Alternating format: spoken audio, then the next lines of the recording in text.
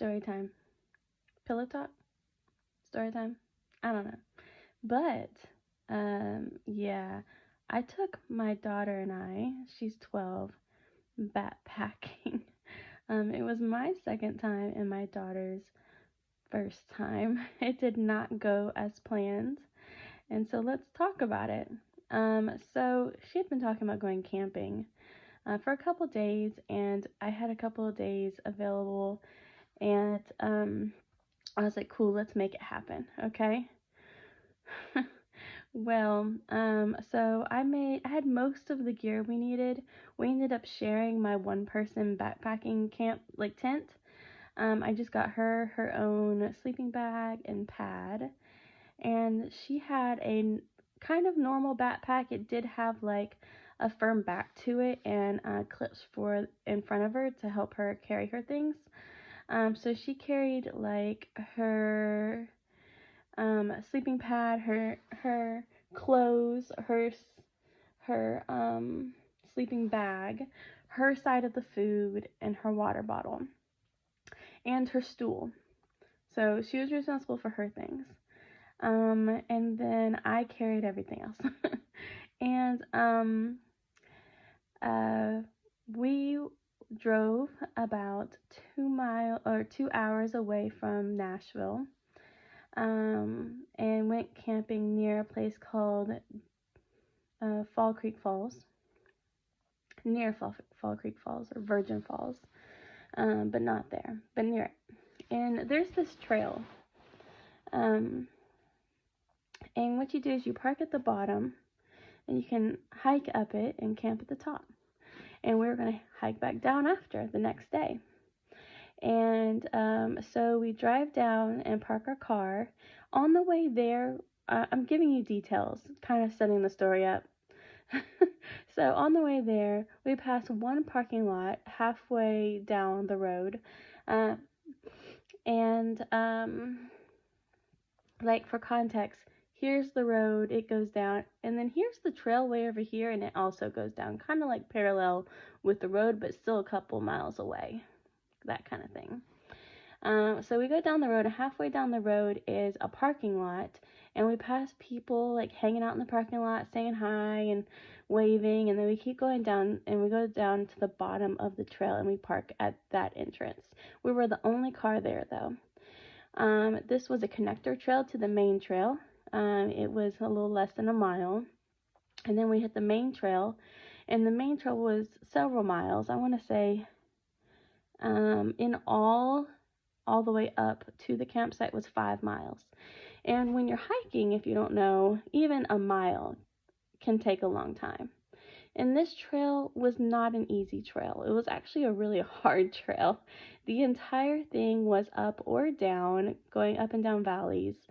And it was all like moving rock or just lots of loose rocks and loose sticks. And so you had to be careful not to roll, your ankle. And my daughter and I are already prone to rolling ankles, so there's that. But and we hike pretty often. We don't carry packs usually, but we hike pretty often. And even for us, it was a hard trail. There's a couple of places where you're going over a waterfall, and so you have to step carefully through that, which was really cool and beautiful.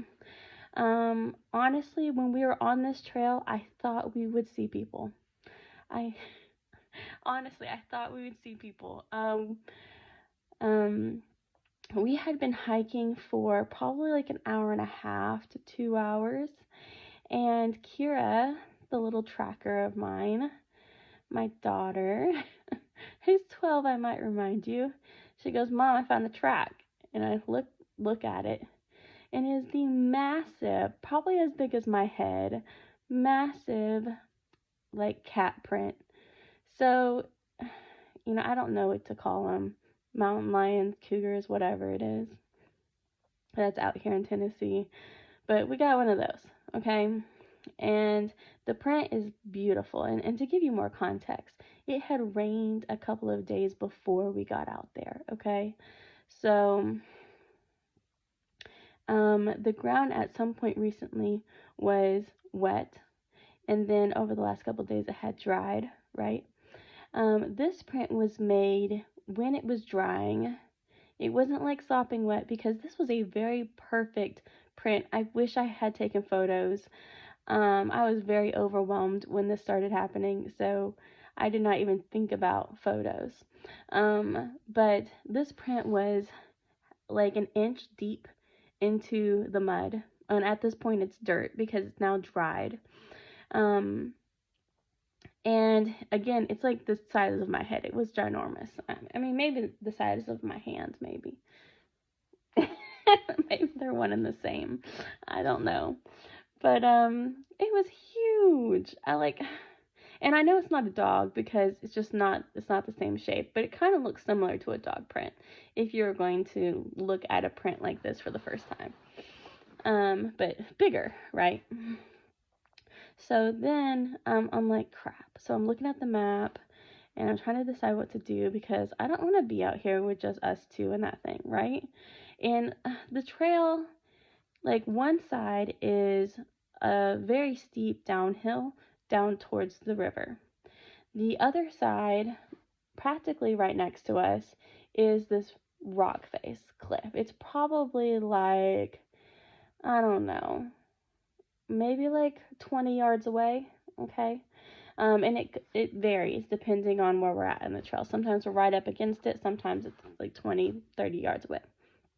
So, rock cliffs and cats, they come, they're usually one and the same, I guess. So I'm looking up because I'm just expecting something to be looking down at me.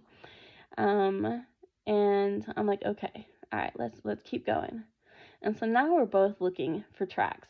Oh, I didn't say why I decided to keep going. So here's a couple things in my mind.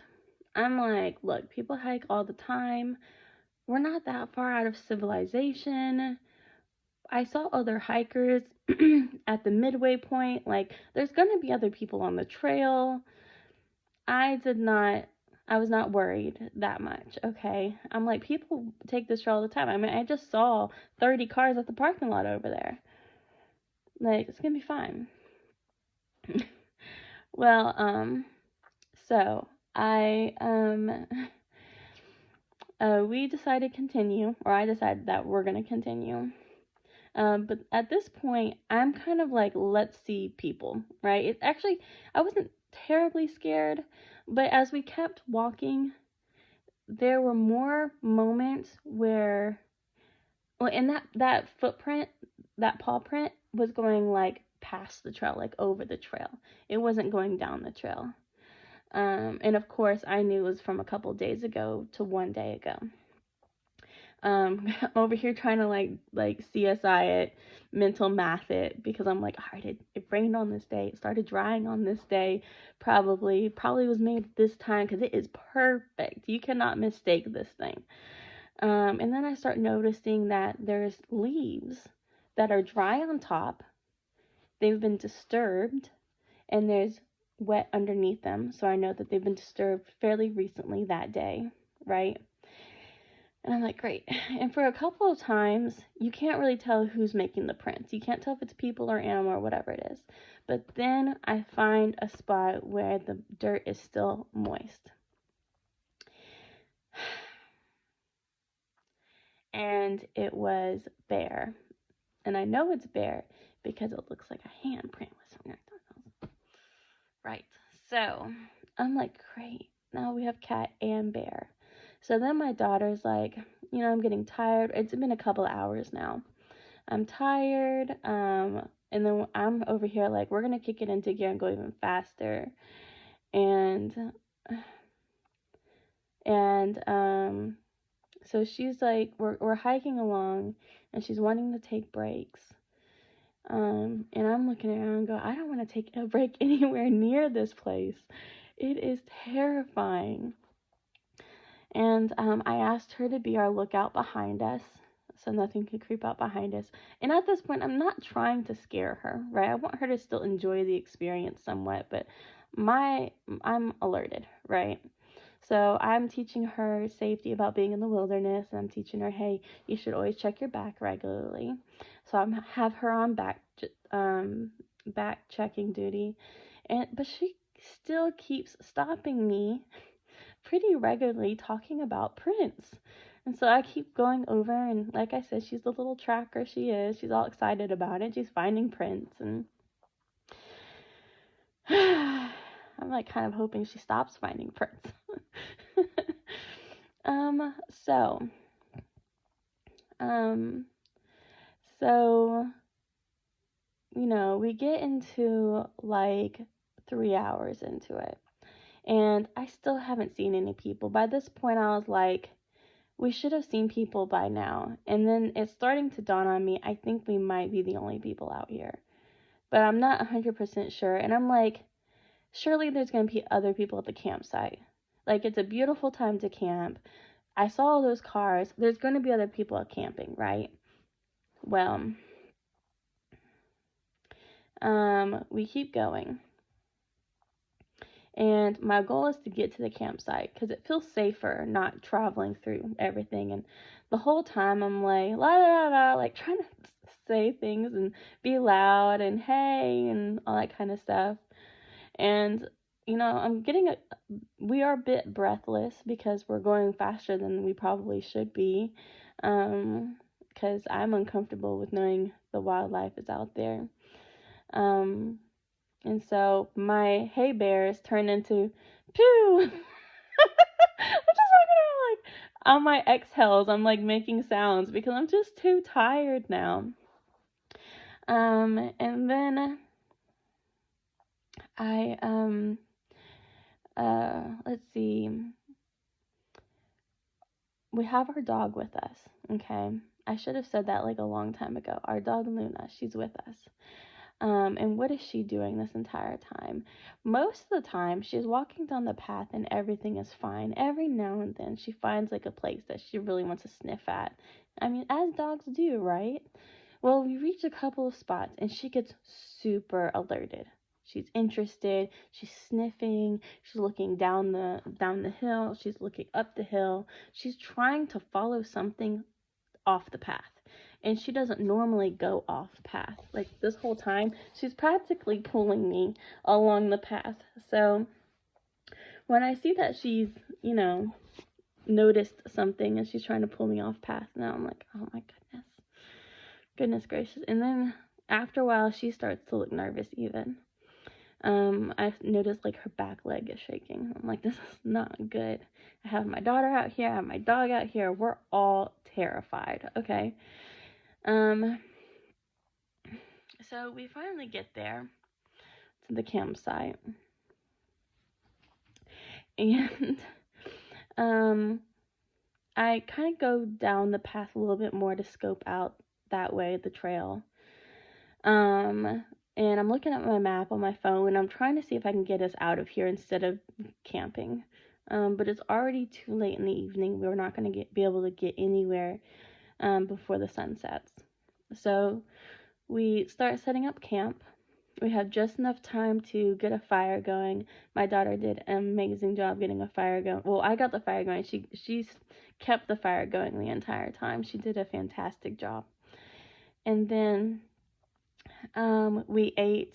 We had like a water purifier. And then I also boiled the water because I was a little nervous about, I think it had been like a year since the last time I used the water purifier, and I don't know if it still works, so I still boiled it. And then, let's see. I'm tired explaining the story. Let's see. Luna is like nervous. She's like wanting to be closer to us. She was not far away from us. Normally she'd be fine, just hooked to a tree. She wasn't quite all the way in the campfire light though, so she's probably nervous because it's a new place, right? Every now and then she barks, and that freaks me out. Like I don't want her to like tell the whole forest we're there. So I'm like, shh. We run into an issue very quickly where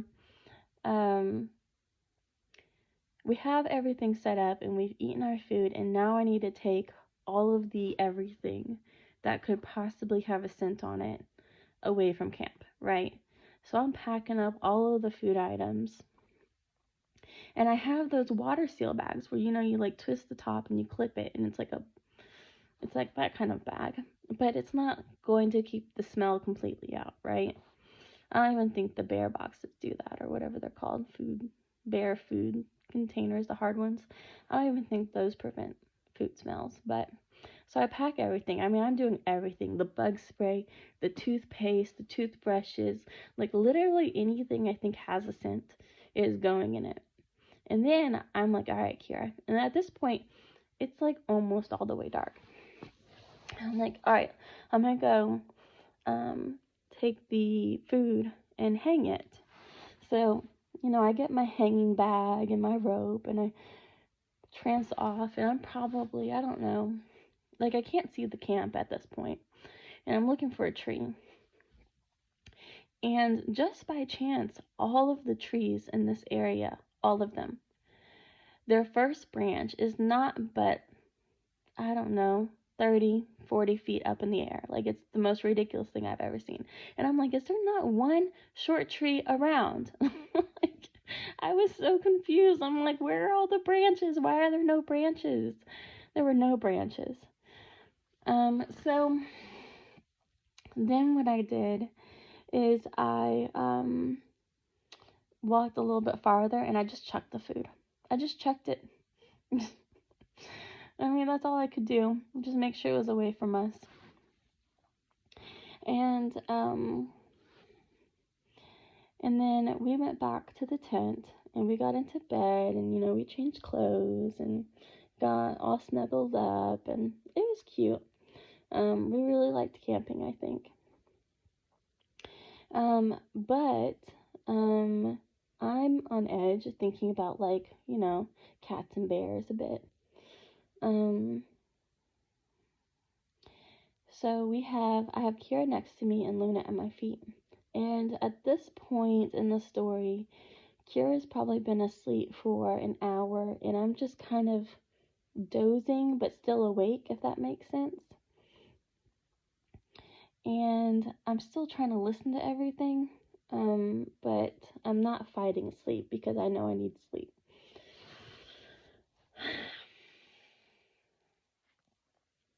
Well, at some point, fairly early on, like again, probably like an hour and a half after we've been laying down. I mean, Kira's knocked out as soon as her head hit the pillow, right? she's out. Uh,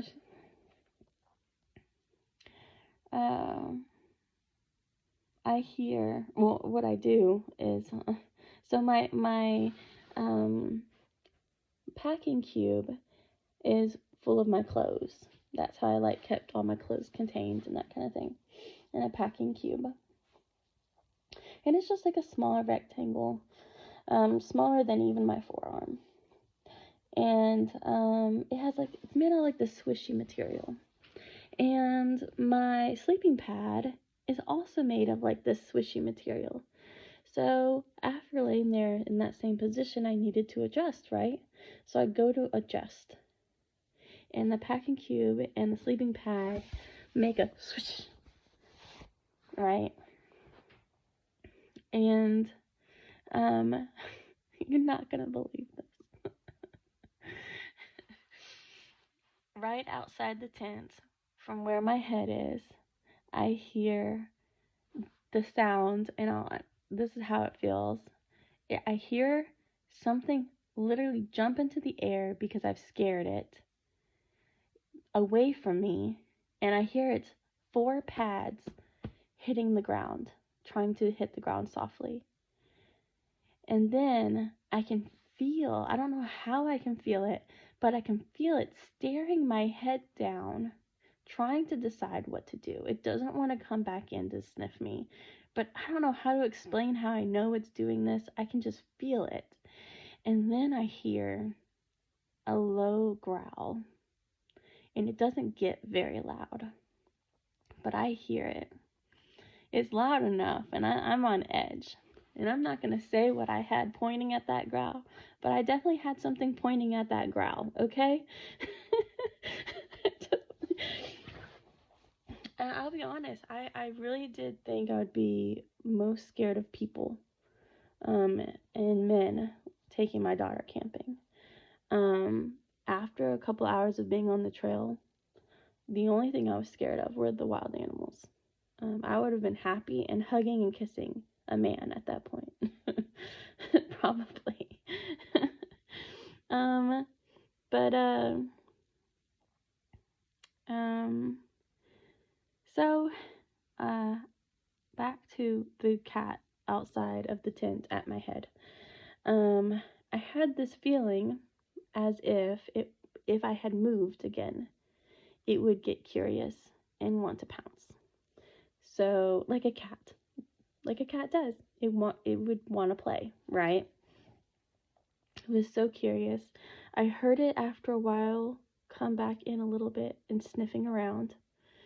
The park is known for having hogs and boars. I know for a fact it was not that. You can tell the difference in what's hitting the ground, like right outside your head, right? It didn't growl again at me all night, but it did come back every now and then to do some sniffing. Every time I heard it come back, I actually didn't hear it come in. It was silent. What I heard was the sniffing. And then every now and then I'd hear like a pad. Every now and then. My hand's falling asleep. So then, throughout the night, I don't know how to explain how I knew when it came and it went, other than I could just tell for the most part. Like I would do, like, if I had to pee, if I had to pee, like I need to come up with a way of peeing in the tent, because I do not like leaving the tent after it gets dark. Like that, it feels insane. It really does. But we didn't have any way to go to the restroom, so, and I am like, I had a child 12 years ago, so my bladder is weak, especially if I'm up all night. So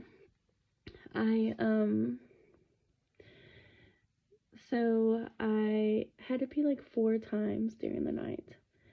And so if I had to go to the restroom, I would just do a swish with the pillow and the mat again. And if nothing responded, I'm like, cool. I didn't think anything was out there, and that kind of confirmed that nothing was out there. And I would, like, literally one leg out, one leg in the tent, pee. Like, I did not get far from the tent. I had a little hole dug, and that was it. That was as far as I was willing to go. Pee real quick, hop back in the tent. My daughter, she only had to pee once during the night. And so I taught her how I had been doing it, because she was freaking out. She was like, I don't know how to do this. There was only a couple of times in the night where she kind of knew what was going on, because she started making like really loud snoring sounds. Her nose, it was kind of a moist night, and so she got stuffy. So her nose was like being loud. So I actually had to wake her up at one point and help her with her nose to quiet her down again. But there was this one moment where I knew the cat was back and she was breathing like that, and so the cat had moved around from my head, where it kept coming around towards her head. And so I kind of like massaged her nose as she was sleeping to kind of like get her to be quiet again. But as children do, she would like, move around completely inconveniently. And I'm over there going, oh my gosh. But there was only one time where I was like, I think the cat's out there and she's doing that. But for the most part, it was pretty convenient.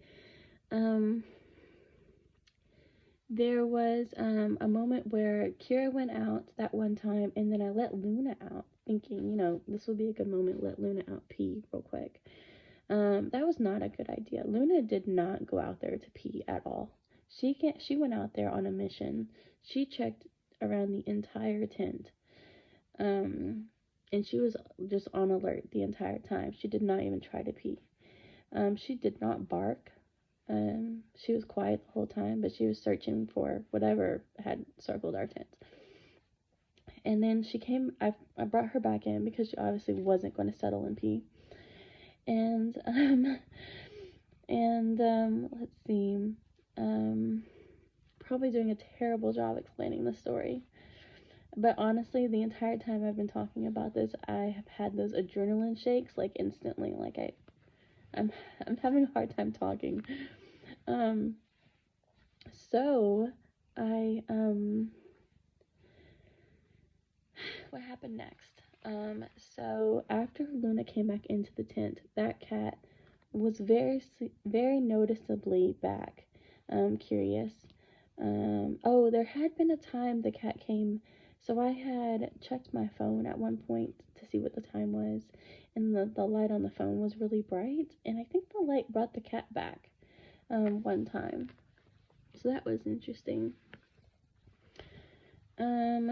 Let's see. So it must not have been like too terribly far all night, I don't think.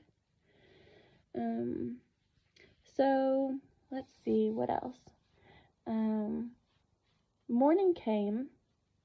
Oh no, one more thing before I talk about the morning.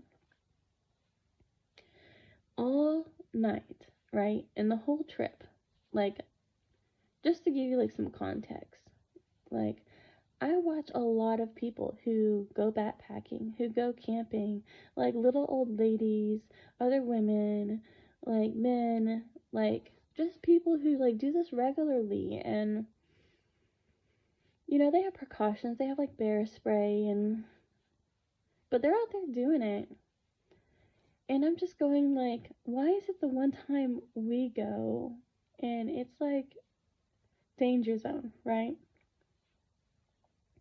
And I'm so confused on why we've had so much wildlife encounter on this one trip. Like, bear scratches on trees and too high to be deer, right? And just so much. And the paws got even more numerous the closer we got to our campsite. And I'll tell you why what happened the next day, and it tells us why. So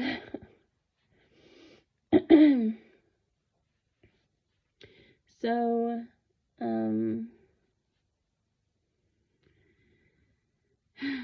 can't believe this is 30 minutes long and I'm trying to tell this story. So let's see what happens next.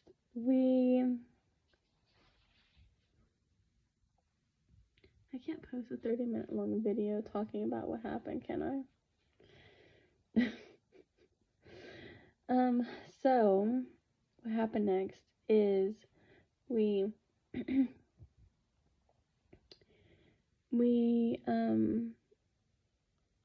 I keep trying to like motivational talk myself into, it's probably in my head.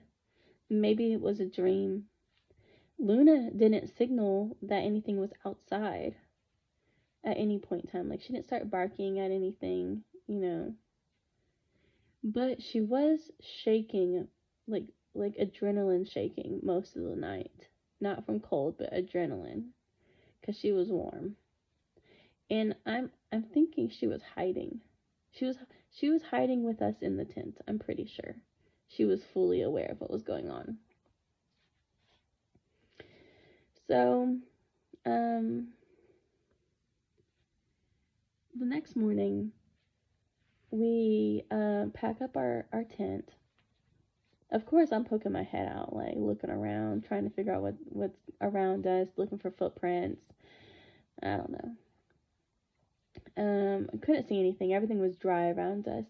Our campsite was really pretty, though. It was the perfect little hill, right next to a pond, and it was right next to a valley thing. So we had a waterfall creek thing going down from the hill past us into the pond.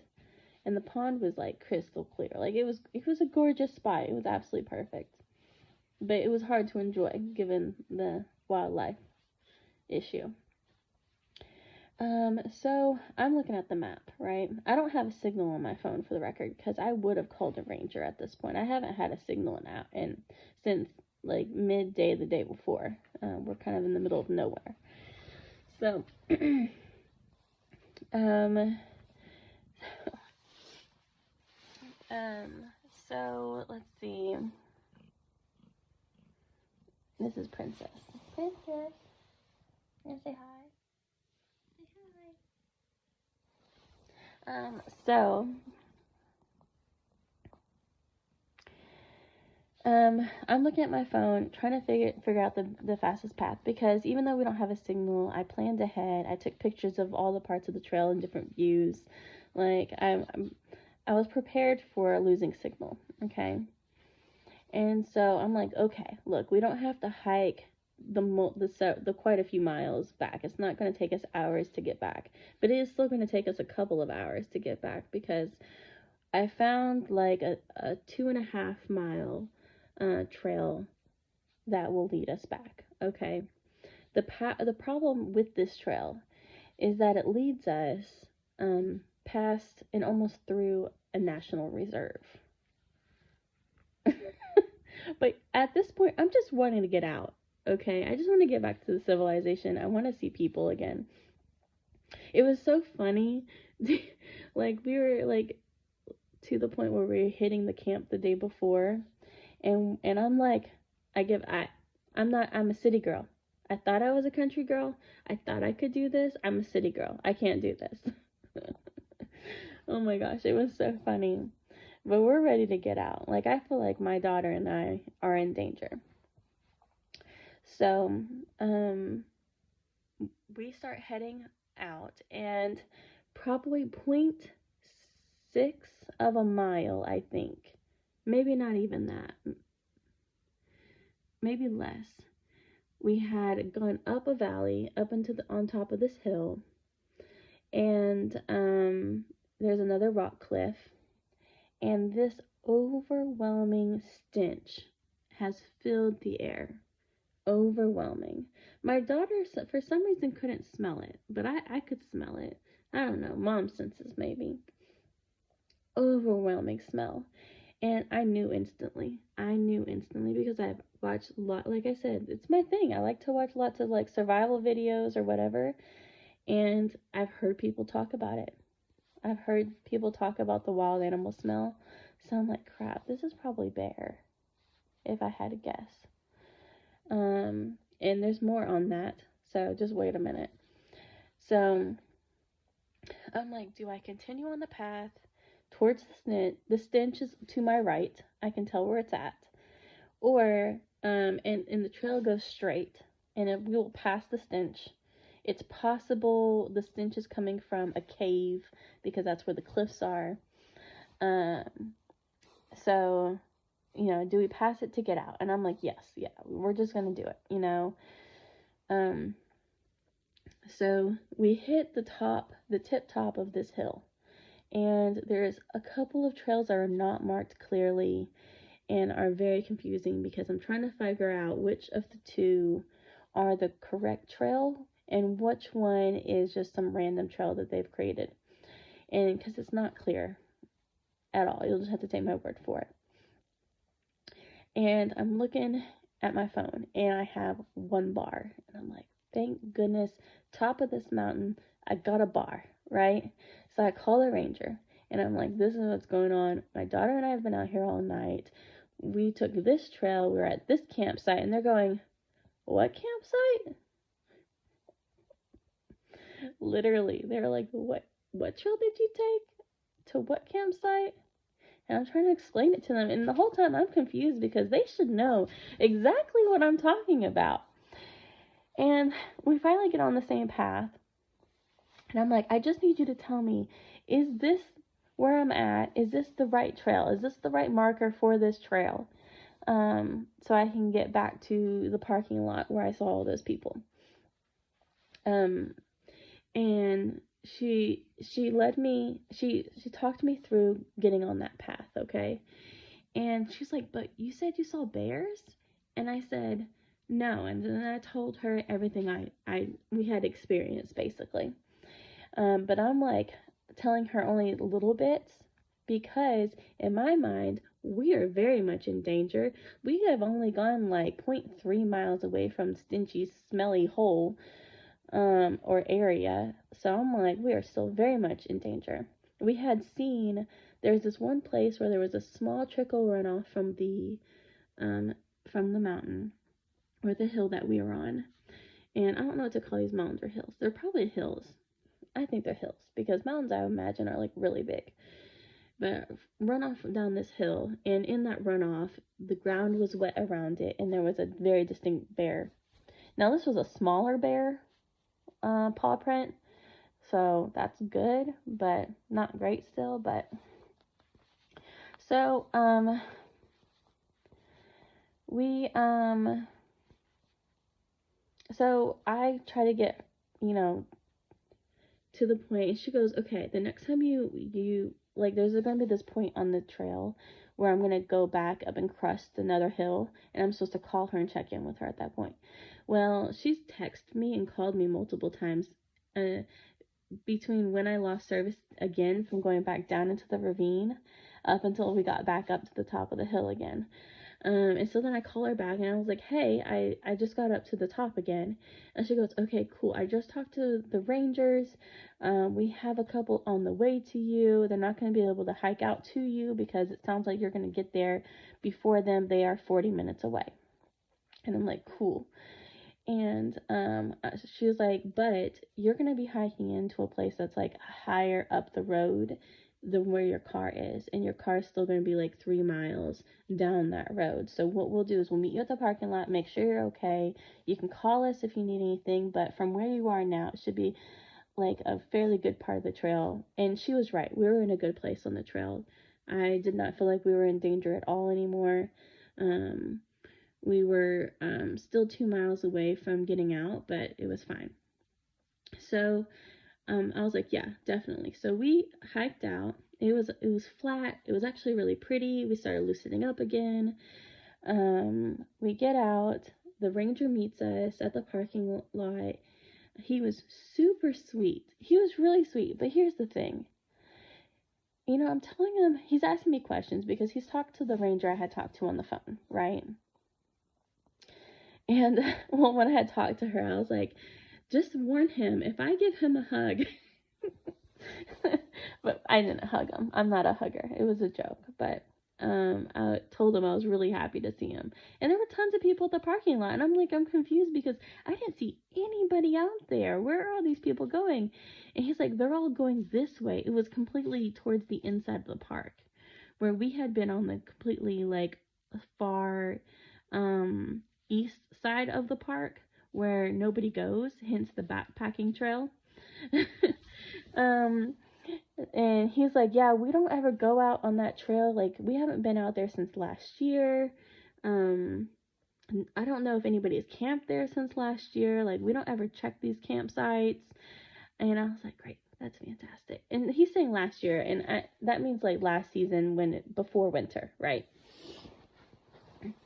um so um he's like, and then I'm telling him about, like, the prints and the signs and all that kind of stuff. And he's like, "Well, I know we have a lot of rattlesnakes, like a lot of rattlesnakes. Like, we had 4 instances last year of rattlesnake issues." And I was like, "Well, that's the first time I've heard about that. We didn't see any rattlesnakes." It was a colder morning, though, and it was pretty chilly at night last night, but there were definitely plenty of times we could have seen rattlesnakes, but we did not see any rattlesnakes. And he's like, "We do have boar. Could it have been boar?" And I was like, "Boars have completely different prints." And he's like, "Well, what do you mean?" And I'm like, "Boar would look like small deer-ish kind of things going on. No, we're seeing cat and things that look like hands, like bears." And he's like, "Okay." And he doesn't really seem like he's believing me. And then he's like, "Well, we do have trail cams at like the beginning of trails, like trailheads, and at ranger stations. So it's the only places we have trail camps. He's like, yeah, last year we did see like a 2 foot high bear. And he said it in a way that gave me the impression that he thought that was the only bear that existed out there. So in my head, I'm like, that means there could be like a mama and a daddy bear, um so yeah, talk to the ranger a couple things. Like I was like, yeah, there's no place on hanging your food, so what do you do in those kind of situations? And apparently you just chuck it like I did. Oh, but I didn't tell you, the next day I went out to go get our food back, and I couldn't find the pack anywhere. And so maybe I forgot where I put it, or maybe it was gone, because I couldn't find it anywhere. There wasn't any signs of it. The rope that went with it is gone. Literally every piece of it was gone. So I don't know what happened to our food pack. I told the ranger and I apologized to him because I was like, I know it's leave no trace, but I couldn't find it anywhere. So I explained to him where I thought it was, and so he sounded like they still weren't planning on going out there for a little bit, but the next time he went out there, he would look for it. And I was like, okay, cool, cool, cool. Because I did feel bad, because I definitely believe in leave no trace. So, and then I was like, dude, you gotta go check like these signs that I'm telling you. And I'm telling him like where on the trail to look specifically. And like I have like a huge wall map next to me, like pointing to different locations. Like this is where this is where the stench is. Like you gotta check these areas. Oh, and about the stench. So the ranger's like, Princess, why are you looking at me like that? Why are you looking at me like that? Wait, can you see her? She's like, hey. She's probably wanted me to not talk anymore and go to sleep. But so he was like, I've heard people talk about like reptile smell. And I was like, no, I know reptile smell. Like reptile smell. I know reptile smell. I know dead animal smell. This was neither one of those. This was wild animal wanna eat me smell. Like I'm 100% sure this was some kind of bear activity smell. So yeah, that was really stressful. I want to go again, but where I know other people will be at, especially since I have my daughter with me, I need to purchase some bear spray, and I'd like to get a proper food container. And I think I'm going to get something that'll boost my signal, or maybe some kind of device, because I don't like the idea of not being able to reach anybody if I need to. So I gotta look into some options. Feel free to make some suggestions if you stuck with the video this long. I would have explained it better, but honestly, I'm freaking out talking about it. I'm freaking out. Okay, I have a headache, and I've been getting the anxiety shakes the entire time. So, yeah, it was an interesting trip. Not that enjoyable. It was pretty terrifying. So I don't understand how these other people I watch do it. And so I was chatting with one person online who she responded, which was really cool. She's known for doing that kind of thing and backpacking and stuff. And so I asked her, I was like, and she's in the Alaskan bush. Like, I was like, how do you do it?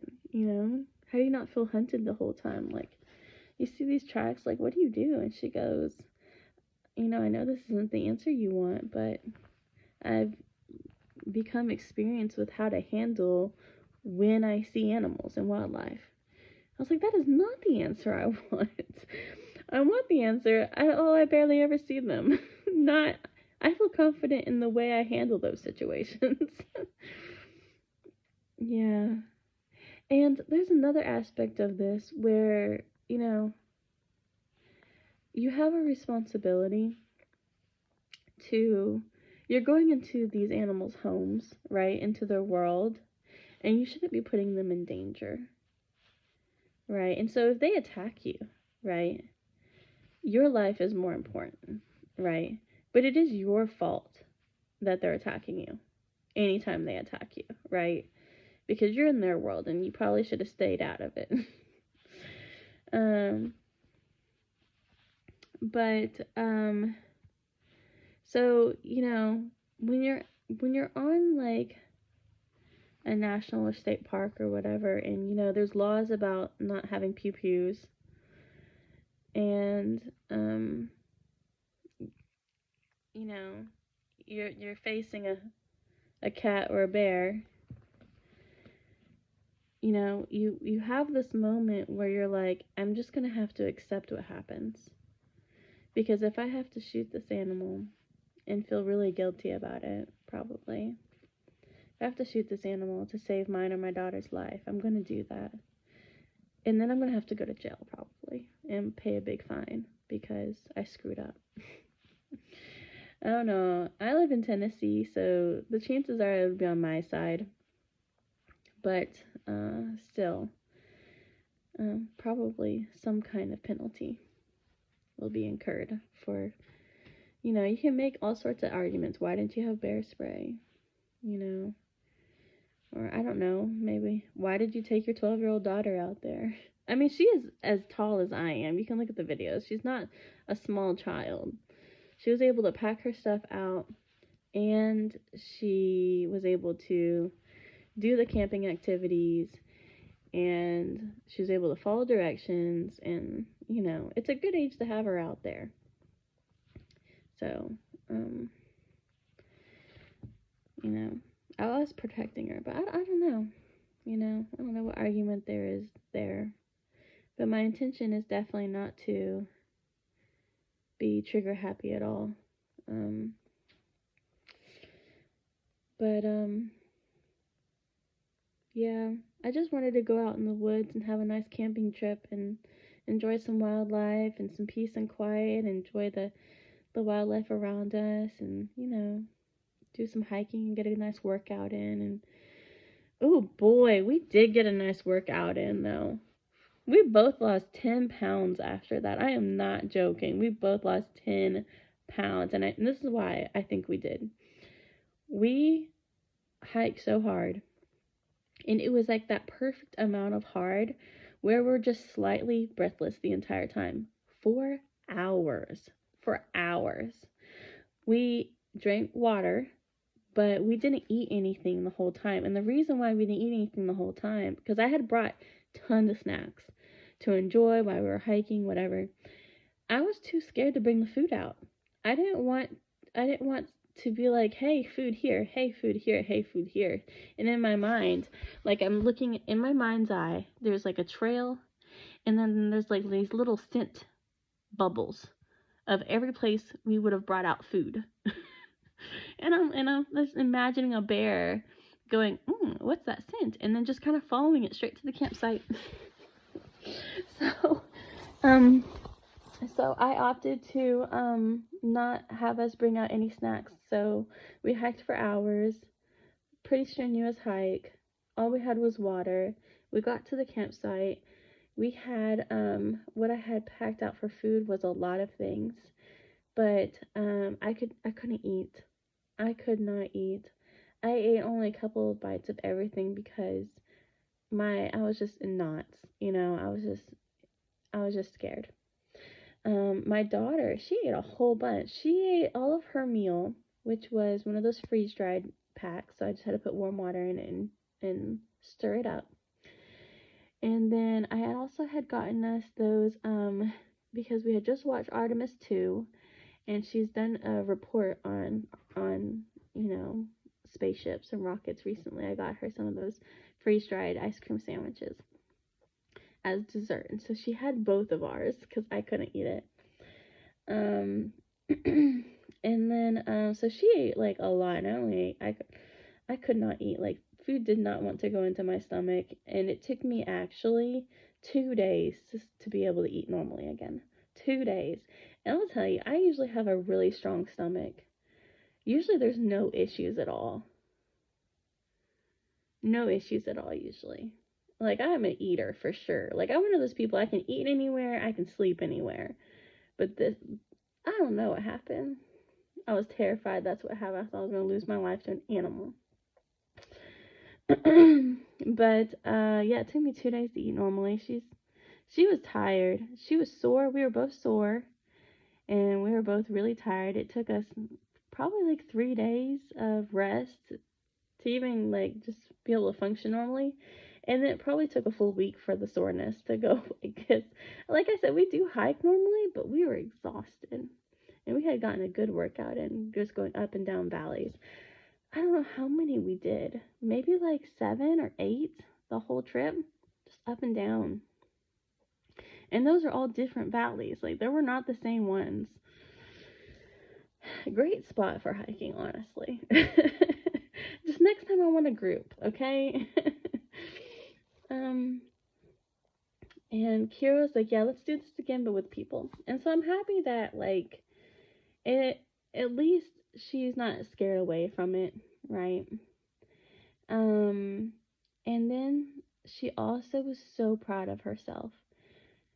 Afterwards, she was like, that is the hardest thing I've ever done in my life. And as a mom, like, seeing her proud of herself and like learning what she's able to do, that was super rewarding. Not the best way I would want her to do it, but that was super rewarding. And she was so strong the entire time, strong and brave. And, being a single mom, I'm usually of the attitude of let's figure out it and get it done because we don't have time, right?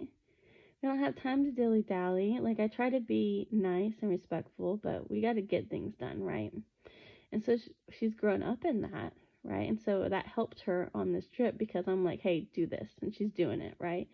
Or have this expectation, enjoy this, but we need to make sure we're prioritizing this.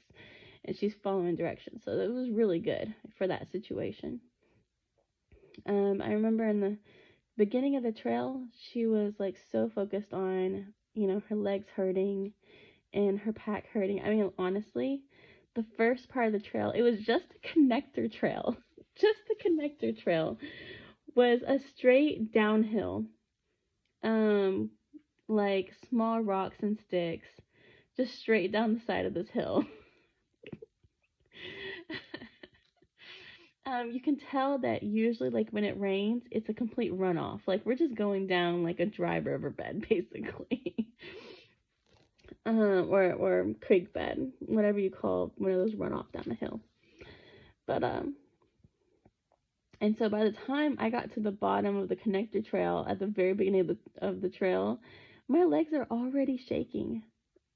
Um, so I know she was tired, but after a couple hours of hiking, she really got her groove in. She did great. She really did. She stayed on track. She was looking for dangers. She didn't freak out. She wasn't behaving like somebody scared at all. And maybe that's because I was there and, she didn't have to worry about it. And I wasn't really telling her that I was worried. But she'd be like, hey, can I have a snack? And I'm just like, no. And she's like, why? And I'm like, because I don't want a bear to smell it. And you would think that would freak her out, but no, she was doing fine. She's like, nah, really, can I have a snack? I'm like, no, really, no, you can't. um, Gosh, I just don't know. Like, I battle because I see other people being so successful at camping, and they're just like one person, right? Or like some of these people camping, they're taking their kids. Like, there's this one dude who goes camping, usually in like snowy climates, and he has like his like 6, 7 year old son with him. Or this other woman who goes camping up in like Canada, Alaska or something wilderness, and she usually has her little boy with her. And I'm just like, these people are doing it, and they're not scared. And I haven't seen anything on their site of like actual animal encounters. Like, they seem to be doing it pretty successfully. What am I doing wrong here? Like, the place I picked for us to go backpacking is not very far from civilization at all. It's not.